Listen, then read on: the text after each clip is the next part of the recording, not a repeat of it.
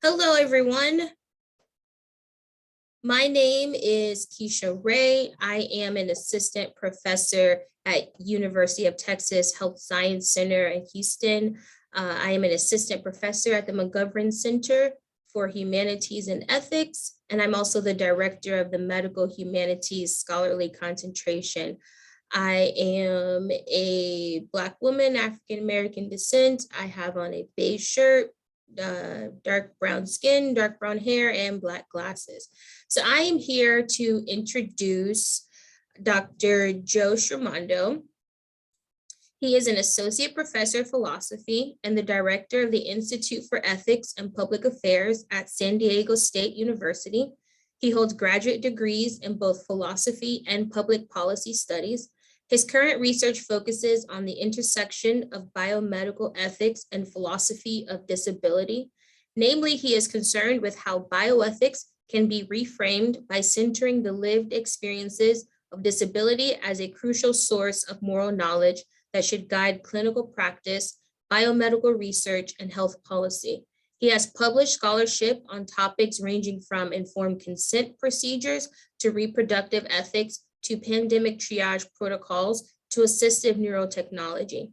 His work appears in journals such as the Hastings Center Report, Social Theory and Practice, the Kennedy Institute for Ethics Journal, Theoretical Medicine and Bioethics, and the International Journal of Feminist Approaches to Bioethics, as well as in edited volumes from Oxford University Press, Routledge, and more. So now I will turn it over to Dr. Stramondo.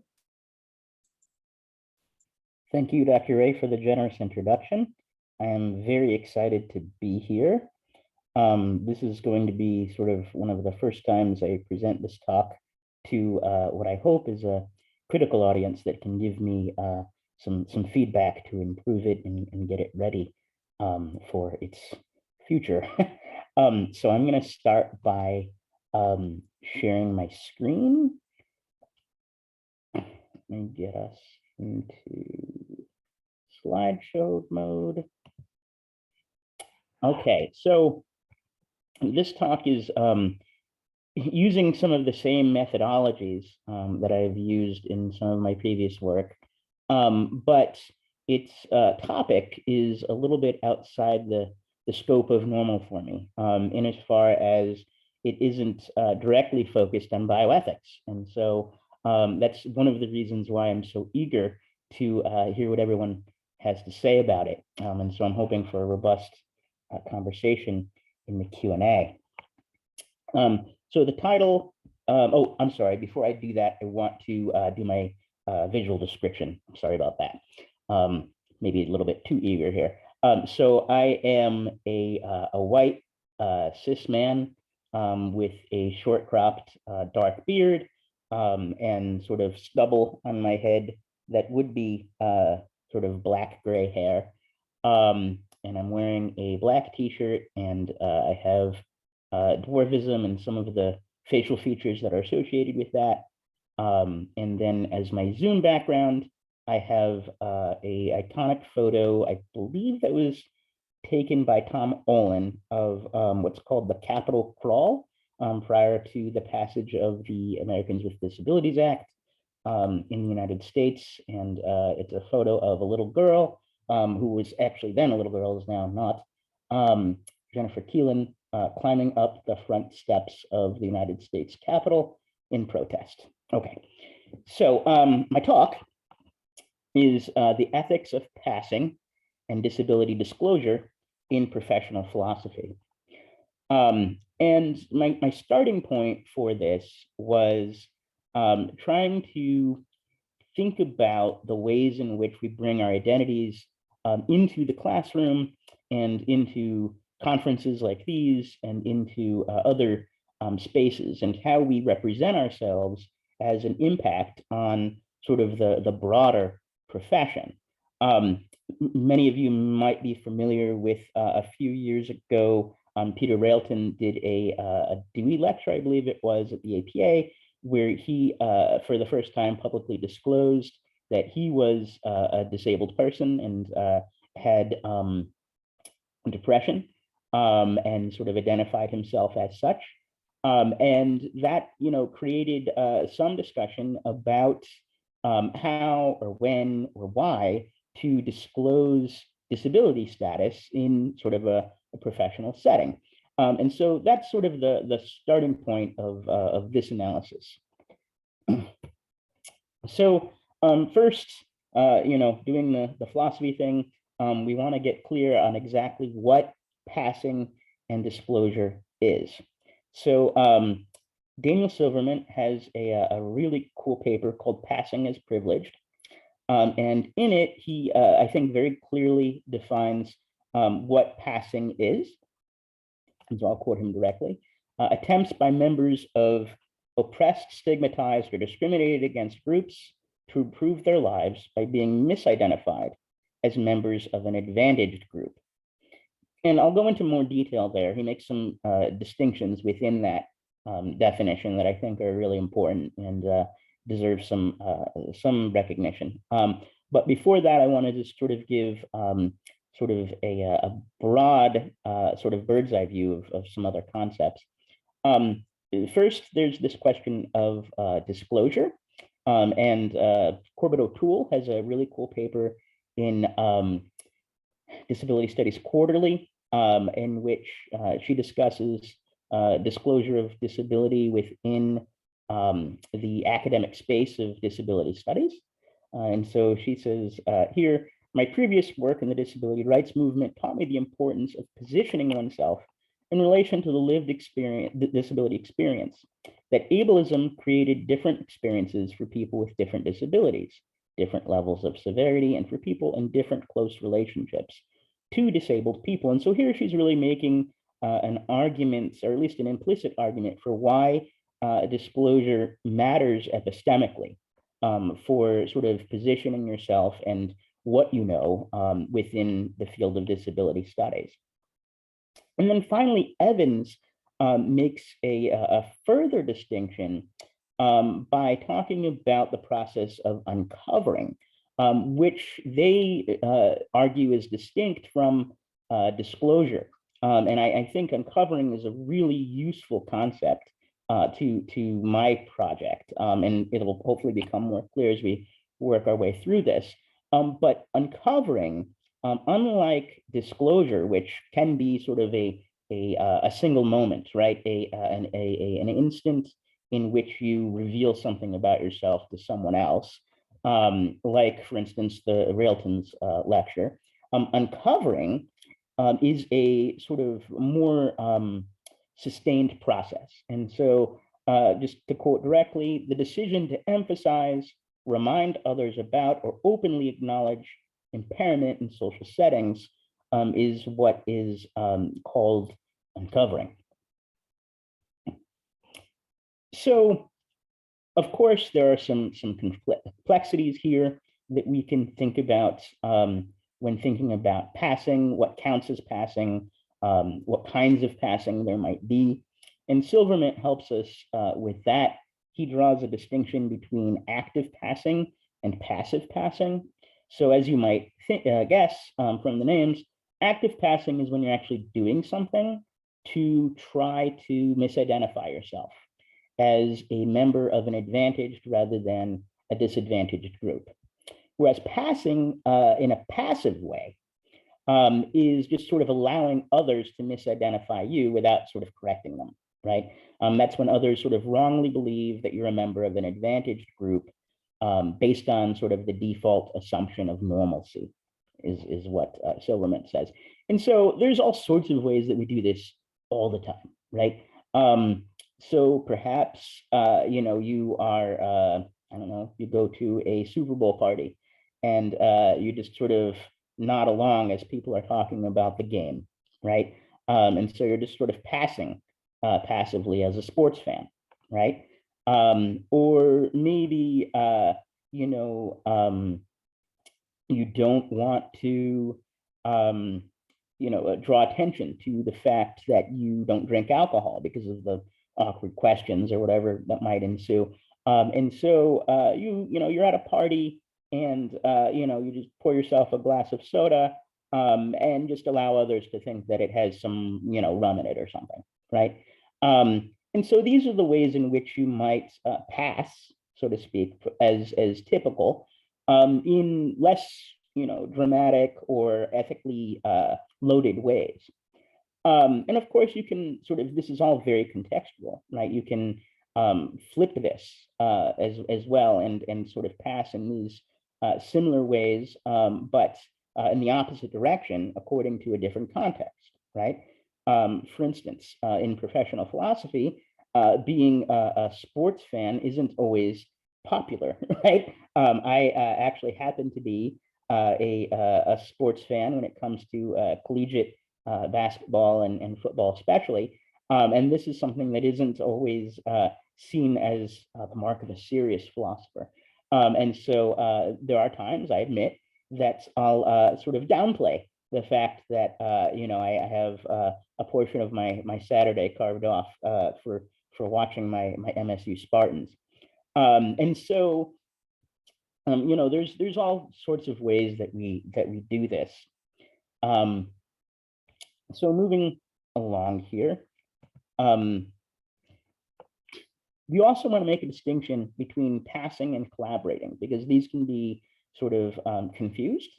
I think both can be ethically problematic in various ways, but perhaps in different ways. And so we want to make the distinction. First, as we said, passing can be done as a way of avoiding harm and unfair disadvantage. And so at times it can be done ethically, perhaps. Silverman makes that argument in his paper. Whereas a person who collaborates perhaps has less room to claim that they're doing it for valid and ethical reasons, because collaborating is an attempt to secure advantage for yourself by supporting, maintaining, or advancing the oppression of members of your own disadvantaged social group.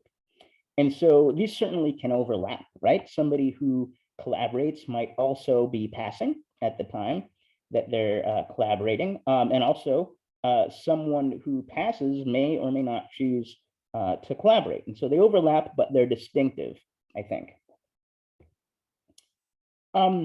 So just to add a few more wrinkles into our concepts before we really dig into my main argument, there's also complexities, not only when it comes to passing, but when it comes to disclosure, okay?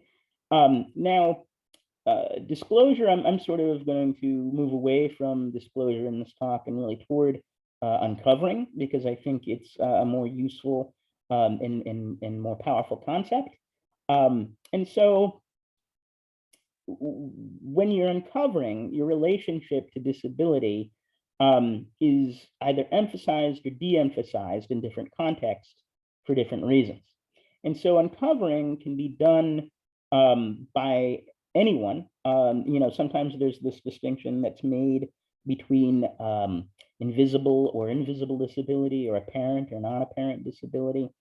And when it comes to uncovering, it can be done by anyone, regardless of whether or not they have a so-called visible disability, because again, it's a matter of emphasis, right? And so maybe not on Zoom here, unless I sort of wave my hand at you, but my disability is what you would think of as very visible, right? I enter a room and you immediately sort of see it, right? But nevertheless, I can still go through this process of uncovering, okay? And that is because it is a choice or a matter of emphasizing whether or not you are disabled, or how your disability specifically impacts your life, right?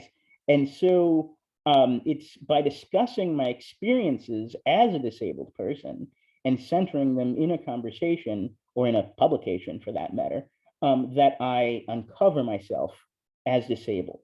And so I think that's why it's perhaps a more interesting or more powerful concept than mere disclosure, because it's available to everyone and doesn't really hinge on this idea of invisible or visible disability. Another problem with the idea of the distinction between invisible and visible disability that the idea of uncovering sort of works around, I think, is brought to us by Cal Montgomery, who's a good friend of mine that is on the autism spectrum and is autistic, and also uses a power chair. And so he, I'll quote him directly here because I think his words are really insightful. Dismissing that which is unfamiliar to us as invisible and suggesting that it cannot be discerned rather than that we have not learned to discern it is another way of throwing the responsibility for social justice back on the individual who carries the burden of injustice. And so he's making the argument here that even the distinction of visible versus invisible disability is itself morally dubious because it shifts the responsibility onto the individual rather than onto the person who is doing the observation. That's a whole, another talk that, someone could give, but I'll leave that up to you all to go and find Cal's writing. I can send you a link if you'd like at some other time. Of course, there's some reasons that you might want to pass. For instance, social self-protection from harm, access to advantages or privileges that you shouldn't have been denied in the first place. And of course, the opportunity to resist oppression without as much retaliation. And so in other words, you might sort of be assumed to be a member of the dominant group and have more power that way to resist oppression for yourself and for others without as much fear of retaliation. And that's sort of a consideration here. And so these are mostly prudential, but also to some extent ethical reasons to pass. And of course, there's prudential and ethical reasons on the other side, right? To disclose or uncover. So one of the most commonly discussed reasons is to avoid deception, in the idea that sort of not revealing who you actually are is somehow deceitful, and there's some kind of intrinsic wrongness to any kind of deception, to take sort of a Kantian angle on it. You avoid reinforcing stereotypes, which can lead to the harm of others that are members of your group. You can more effectively fulfill the duty to join in the struggle against oppression if you don't pass, if you disclose or uncover. You can live a more authentic life. And finally, the last sort of reason that I think is mostly prudential is that you can sort of gain resources from community and solidarity with others who are like you. And so I'm not going to spend much time sort of unpacking these and really working through whether or not they are valid or invalid reasons to pass or to disclose, but rather I'm going to raise what I think is maybe a new reason, or maybe just sort of a wrinkle on an old reason that one might have to disclose or uncover, in particular in the context of higher education or professional philosophy. And that is, I think that disclosure and an uncovering can by itself be an act of resistance. And so what I mean here is, it's not just that disclosing your disability identity positions you in a way so that you can do better better activism within higher ed to sort of open it up to folks that are sharing in your identity. But the disclosure itself or the uncovering itself can challenge oppression. And the reason why I think that's true is that the act of uncovering can promote the agency of other members of your oppressed group by trying to contribute to the transformation of that group's identity. Okay, and so this will become more clear as I work through my argument, I hope. So Let me back up a bit and give us some theory that can help unpack what I mean when I talk about identity and disclosure being sort of a way of um, providing greater agency to others by transforming identity.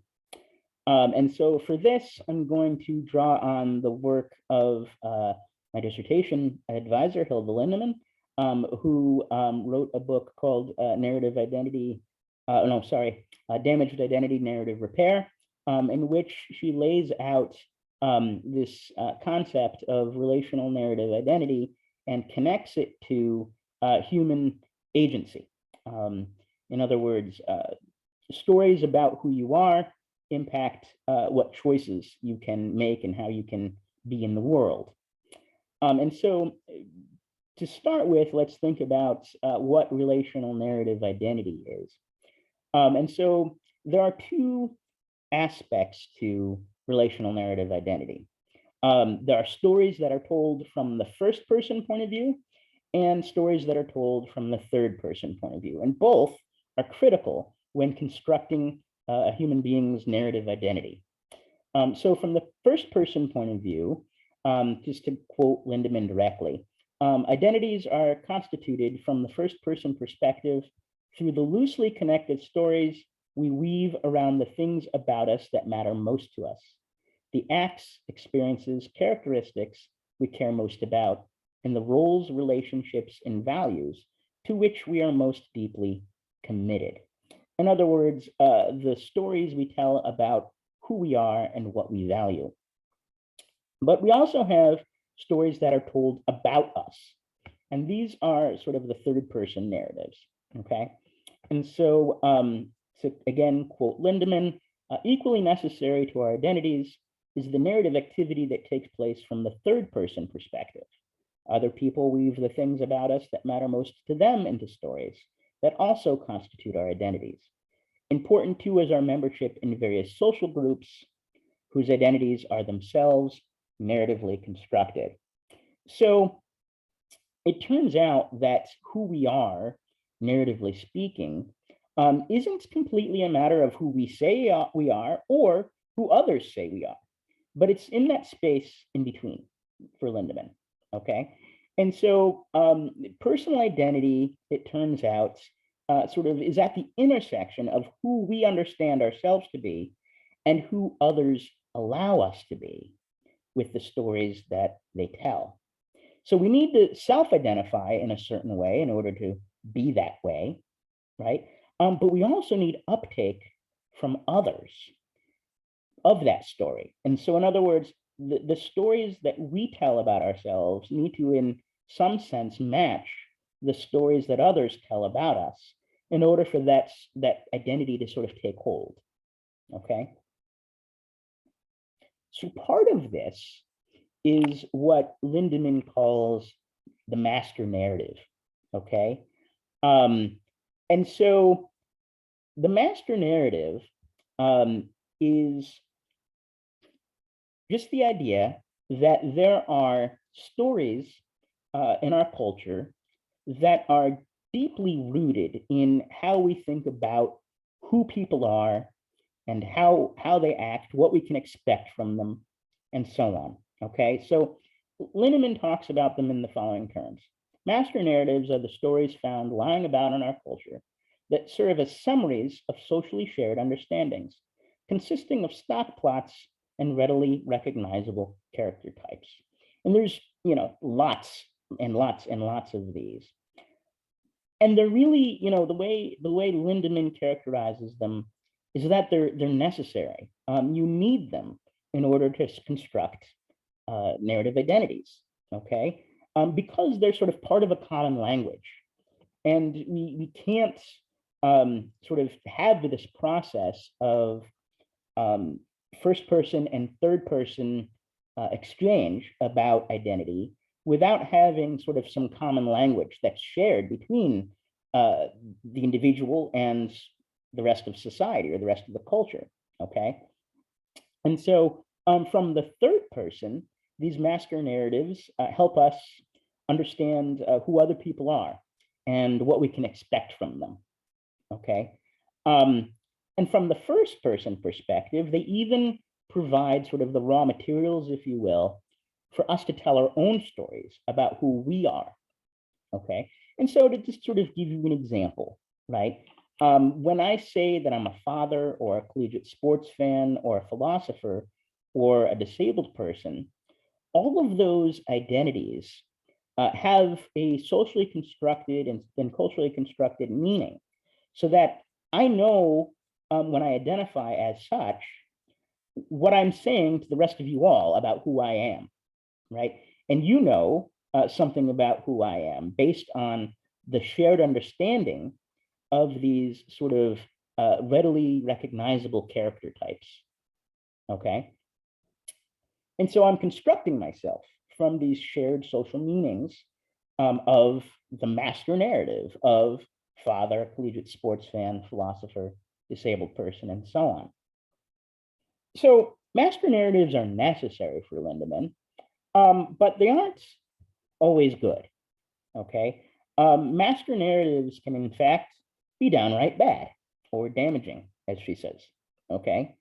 And the way that they're damaging in a particular way. Maybe they're damaging in more than one particular way, but the way that Lindemann highlights the damage that a master narrative or an oppressive master narrative can do is that they can pigeonhole, if you will, a person into a specific social function or social stratum. Master narratives can, in other words, constrict who someone is able to be, okay?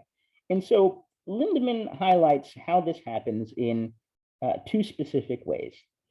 First, we have what she refers to as the deprivation of opportunity. And I'll again quote her directly. When a powerful social group views the members of a less powerful group as unworthy of full moral respect, and in consequence, unjustly prevents them from occupying valuable social roles or entering into desirable relationships that are themselves constitutive of identity. And so, white women in the 1950s would be sort of a common example, right? What women are like, and sort of the master narratives, the damaging master narratives of what women are like in the 1950s. White women in the 1950s would then constrict the various kinds of choices that white women can make in the 1950s, right? And this is probably true for any oppressed group, right? Just sort of thinking about it in terms of disability, you might think of deprivation of opportunity. One of my first experiences teaching, I entered into a classroom that I was assigned as a graduate student to run a discussion section for a large bioethics class. And I entered into that space and realized that the podium at the front of the little lecture hall was up a flight of steps, and I couldn't get to it, right? And you could think about this as a way in which there's this master narrative, right? There was plenty of space in the sort of the student section. If I were a student and used a wheelchair, I could, pull up to the little accessible table and everything that was available to me, right? But there's this master narrative that disabled people are not authoritative sources of knowledge, right? We are sort of the recipients of education, okay? And so perhaps there are sort of spaces for us in higher education as the students, but the assumption is that we aren't going to be the instructor. And so even the physical space of higher education is constructed according to that master narrative. And so it deprives people of the opportunity to take up that role, okay? That social function. Now, this can also happen not only from the first person, but from the third person rather, but unsurprisingly can also happen from the first person perspective. And this is what Lindemann calls infiltrated consciousness, okay? And so this is when identity constriction, an opportunity that has been sort of advanced by these harmful master narratives, are actually adopted by the person themselves. Okay, so they internalize the master narrative that is oppressive, and it starts to skew their self-conception or their self-image, and they begin to believe that their worth is diminished, and there are certain roles or activities that they should not take up because of these master narratives, right? And so this is when sort of a particular identity can't even get off the ground, right? You're not even sort of going to try to do X, Y, Z because of sort of your internalization of these identities. So for me, for a long time, for instance, I couldn't ever conceive of myself as an athlete, right? Being an athlete was just sort of way outside of my identity. You know, I was a theater nerd in high school, and, you know, I was very bookish and so on and so forth. But being an athlete was just sort of not an identity in any way available to me, right? Because I had internalized these kinds of master narratives about disability and my particular kinds of disability, and sort of physical competition within athletics. Okay, so fortunately, Lindemann offers us some theoretical tools to try to resist these master narratives, okay? And this is what she calls the counter story. And so the counter story, just again to quote directly, counter stories are a means, or we can say a means must be found for countering the faulty depictions of the members of the oppressed social group so that the members' status as competent moral agents can be affirmed. Counter stories which root out the master narratives in the tissue of stories that constitute an oppressive identity and replace them with stories that depict the person as morally worthy, supply the necessary means of resistance. And so, in other words, what counter stories are alternatives to master narratives that are sort of closely related to them, but take out sort of the worst bits that are sort of the oppressive, damaging features, and replace them with bits of storytelling that allow for greater opportunity for that oppressed group. And so rather than constrict, they expand the kinds of roles that the oppressed group can occupy, okay? And so the idea here is that wide-scale uptake of a successful counterstory can address some of this structural ableism, both by giving the marginalized person or group the narrative tools for imagining structures that don't deprive people of opportunity or infiltrate their consciousness, okay?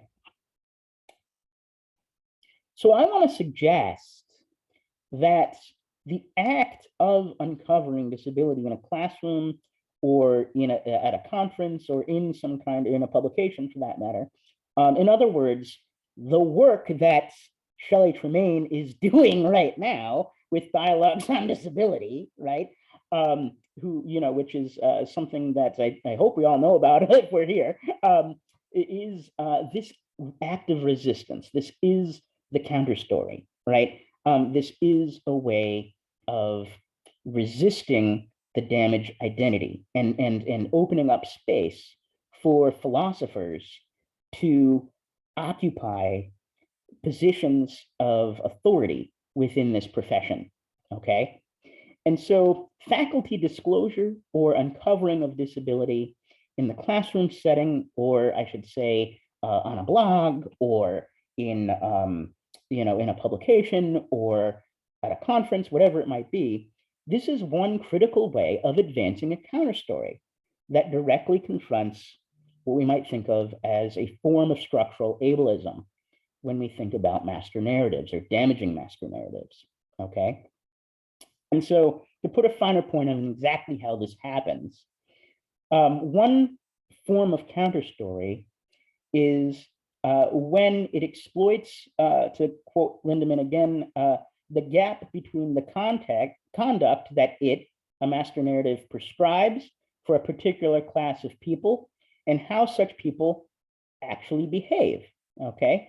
And so you might think the patriarchal masculine narratives that constitute gender identity contain such maxims as a lady never contradicts. In point of fact, however, ladies do sometimes contradict. And so there is this lack of fit between sort of the prescription of the masculine narrative and the actuality, the practice that create, and so you can create, that creates an opening into which you can insert a counter story that challenges the masculine narrative and what it is to be a lady and how you can be a lady who also contradicts, right? Because it's obvious that's not the case. And so disability uncovering, I think, in the classroom does this kind of work, okay? It gives lie to the masculine narrative that disabled people are not competent participants in the academic community or able to hold positions of authority in structures of higher ed. And so it is a way of telling a story. It is a way of inserting sort of an alternative way of thinking about who disabled people are within an academic space, in between this prescription of disabled people as sort of the non-authoritative recipients of knowledge, and the reality that we are the producers of knowledge, okay? However, it comes with risk, right? This act of disclosure or uncovering comes with substantial risk sometimes. It can do great damage to someone professionally when they uncover their disability identity as an act of resistance, right? And so if we're going to be talking about the ethics of passing and disclosure or uncovering, then it's important, I think, to recognize that if there is a moral responsibility to uncover in order to help tell this counter story, which I think there is, it's not evenly distributed, okay? There are various social locations within the academy, within the profession of philosophy, okay? And that means that people that occupy those various social locations of power have more or less responsibility to do this work, because those social locations afford them more or less protection against backlash, right? And so the responsibility is not evenly distributed across, these various locations within the academy, because power is not evenly distributed within these various locations within the academy, okay? And so I think that how much duty one has to uncover a disability in professional life, right? Maybe you have a duty to disclose to your students within your classroom, right? But maybe you don't have a duty to do so, with your, talk at the APA or something, right? Or, on a listserv when you're, arguing with somebody about disability oppression, right? So how much of a duty you have to disclose and uncover disability in professional life, I think it's proportional to how much power you have within the profession, right? And so the protection that power offers you, I think, increases the responsibility that you have to do this work of telling a counter story about disability by uncovering your own disability status. I think I see Keisha signaling to me that I need to stop talking, which I do. And that's actually my last slide. So hopefully I will now stop sharing and we can have a discussion. Thank you, Dr. Stramondo. I was trying to give you the cue in a not so obvious way. So if you have any questions, please put them in the Q&A. And then we can ask Dr. Stramondo your question.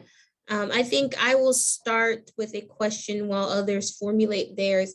So as you were talking, I was really happy that you put your last couple of slides there about power imbalances, because the first thing I thought about with counter story is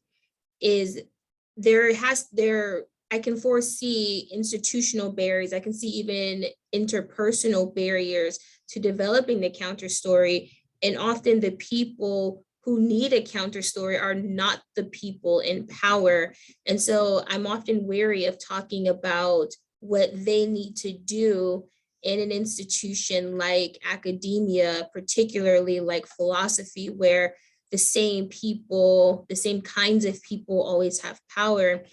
And so I worry if changing the counter story is another burden on people who are already, trying to get tenure, trying to just get jobs, trying to teach and, do all of these other things. So I wonder what you think about how do we think about this power imbalance, but also this need to get the benefits, if there are some, of changing the counter story? How do you think about fitting in with peer groups who may think differently about your responsibility to change the counter story and responsibility to reveal your disability, when, as you know, there can be lots of differing opinions, even within, say, disability, among disability ethicists, and there's always commentary about what one is doing and how they're doing it wrong. And the same way with sort of, my peer group, say, Black philosophers, right? There's always commentary about what one is doing and if you're doing it right. And so there may be pressure to fit into the group. So how do you think about peer pressure and interpersonal groups and interpersonal barriers? Yeah, no, that's a great question. And I think that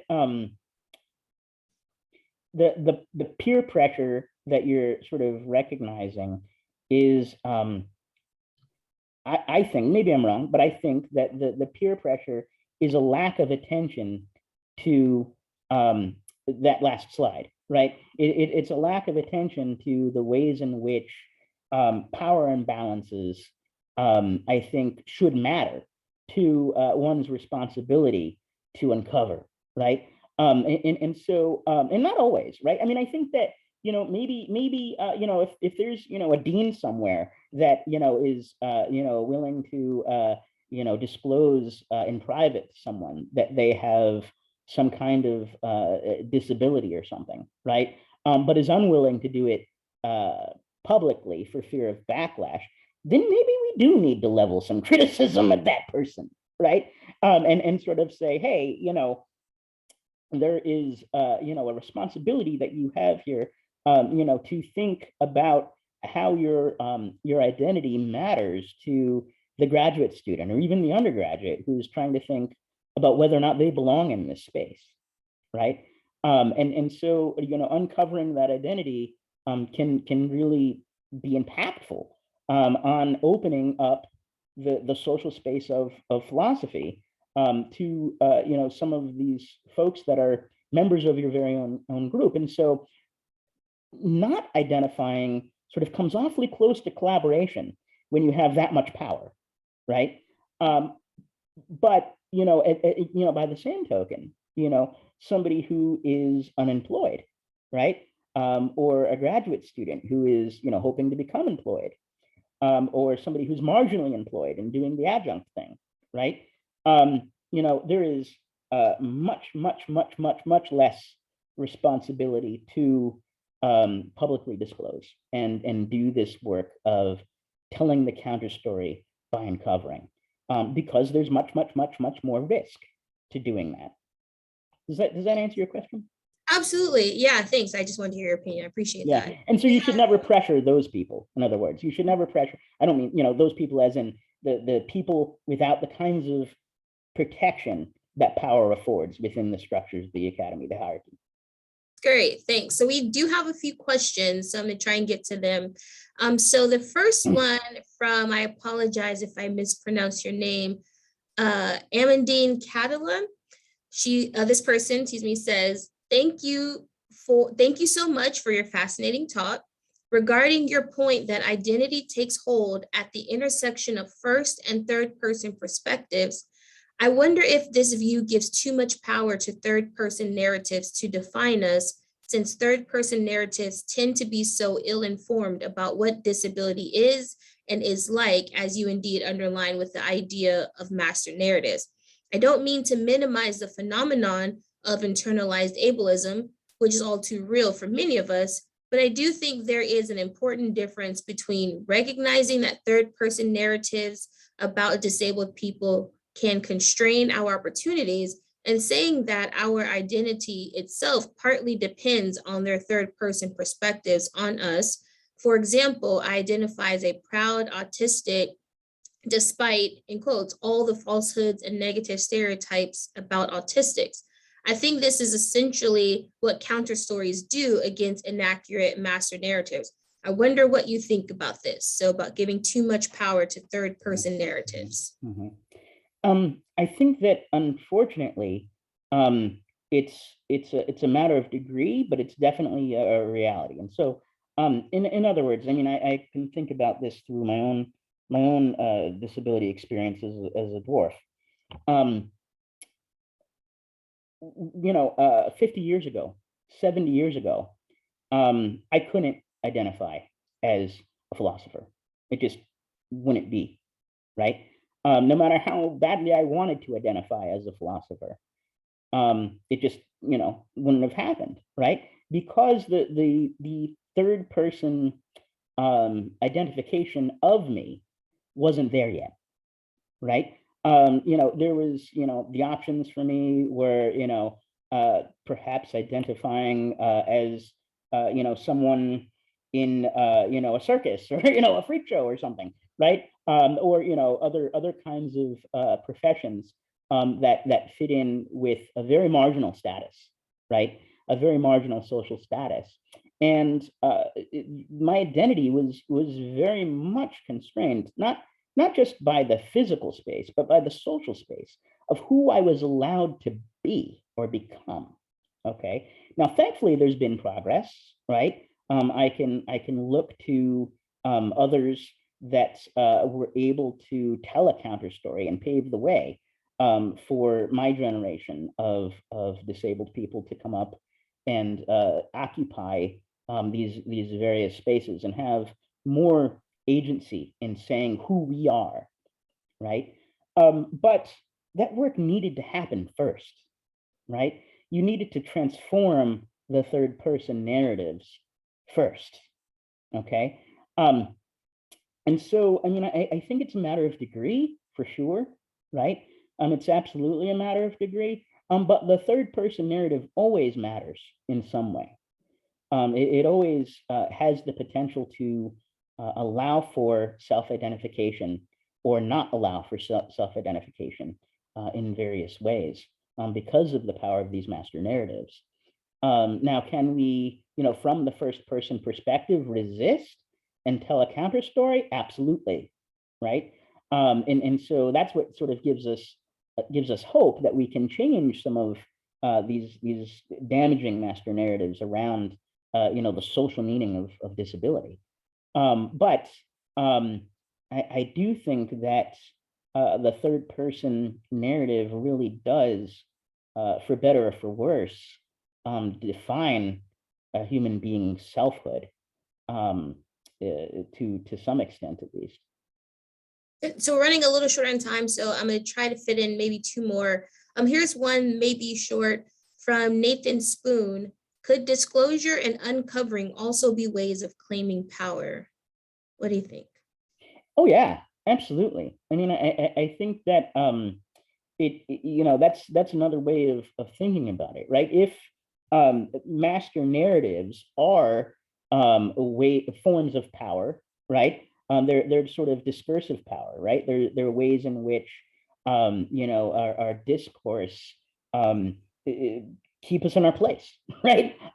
So telling a counter story by uncovering is a way of having some power flow in the other direction and claiming it for a group and changing the discourse and therefore changing the power dynamic. So I'll leave the Foucauldian analysis up to others as far as discursive power. That's not my area, but I can definitely see the relationship there and appreciate that. And I think it's a powerful connection. Great. I'm not sure if we have time for one more question. I think that might be the end. Keisha, I'm just going to ask Jamie, do you think we could stay for a few more minutes, Jamie? Cool. Thank you. Amy? I think they answered in chat. Oh, yes, yes, we do. We can. Okay. So I'm gonna shoot for one more question. Let's see. How about one from Lauren Wilson? Lauren Wilson says, I wonder about how the method or timing of uncovering affects its utility as a method of resistance. In my experience, when disclosing a disability to an unknown instructor or graduate student, one I do not have a relationship, I am immediately confronted with stereotyping and actively get bogged down in master narratives. Meanwhile, I have found greater success in uncovering as a resistance tool, encountering master narratives when I go through this process of uncovering in an already existing working relationship. I tend to delay this process of uncovering, especially when there is power imbalance, such as seeking professor's mentorship. And I think that goes along with the previous question from Nathan Spoon. Yes, yes. No, I mean, I think that I think these are really important nuances here, right? I think that you know, this is exactly what I'm talking about when I talk about sort of you know, this gives some texture to what I'm talking about in regard to power dynamics, and sort of the degree of responsibility you do or do not have to uncover. I think that it's contextual, right? It's always going to be contextual. And so even someone, you know, with a particular social position within the academy is going to have different levels of responsibility in different contexts, right? Because the power that they occupy is going to matter differently in different contexts, right? And so a graduate student who's teaching a, you know, a discussion section somewhere, you know, might not have a responsibility to disclose their disability status to you know, a senior faculty member that you know, they don't typically work with, and that you know, really you know, isn't going to in any way be able to advance this counter story, right?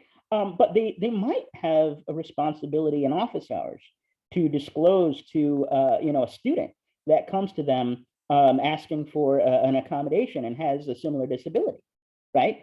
And so, you know, it's going to be contextual, and it's going to really hinge on the power dynamic in the context of the relationships that we have with others within the hierarchy of higher ed. So that's an awesome question. Thank you. I'm going to use that. I'm gonna see if we can fit one more in, and it's a two-part question, but I'm gonna just give the gist of it. From Talia Betcher, let's see. So first, do you imagine cases in which the master and counter narratives are in quotes different languages, such that the latter simply cannot be understood from starting points? So the wonder is that a reason not to disclose is a matter of intimacy and vulnerability, and there may be an emotional intimacy involved in uncovering. And I worry about a duty that compels one to make oneself vulnerable to others, especially if the consequences may be abusive. Yes, good.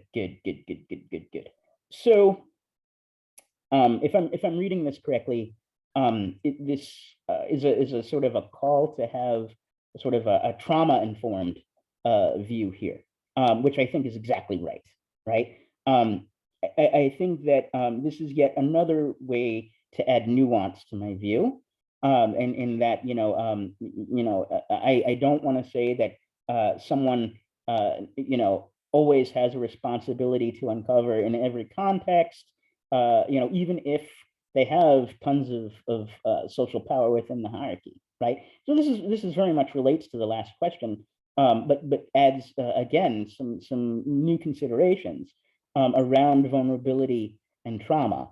And so, you know, absolutely. I mean, there are different ways that uncovering can harm you, right? There are ways in which it can harm you because you uncover to someone else who then creates backlash, right? But there are ways that uncovering can harm you sort of more internally, where if you've experienced trauma around your disability and you uncover to someone, the very act of uncovering can sort of re-traumatize you and create harm. And so I guess, that's just sort of another way of thinking about the power dynamic, right? And sort of how it's not always sort of clear what that power dynamic is. And so I guess it's sort of maybe a word of caution when it comes to your question, Keisha, around pressuring others to uncover, right? And so you want to be darn sure that anyone that you might be that you perceive as having lots of power and therefore a responsibility to uncover doesn't have sort of other considerations at play. I mean, you don't want to traumatize someone as you're encouraging them or pressuring them to do this work of telling the counter story. And so maybe it really is just sort of a radically personalized ethic where it's just up to the individual to decide for themselves, and others don't have any business trying to tell them what they ought to do. Absolutely. I think that might be all the time we have. Excellent. It's an excellent way to end the session and the day. Thank you so much, Joe, for an interesting and provocative talk. And Keisha, you did a fantastic job of chairing. Thank you very much. So I encourage everyone to join us again tomorrow. We have another 2 days of fascinating discussions, presentations, and conversations. So thank you, everyone. And thank you, Jamie. Thank you so much, Shelley. This is, the time difference has made attending everything difficult for me, but, thank you for the opportunity to talk. And I will look forward to looking at the recordings of things that I didn't get to see live. Thank you for putting together such an awesome conference. Thank you, everyone.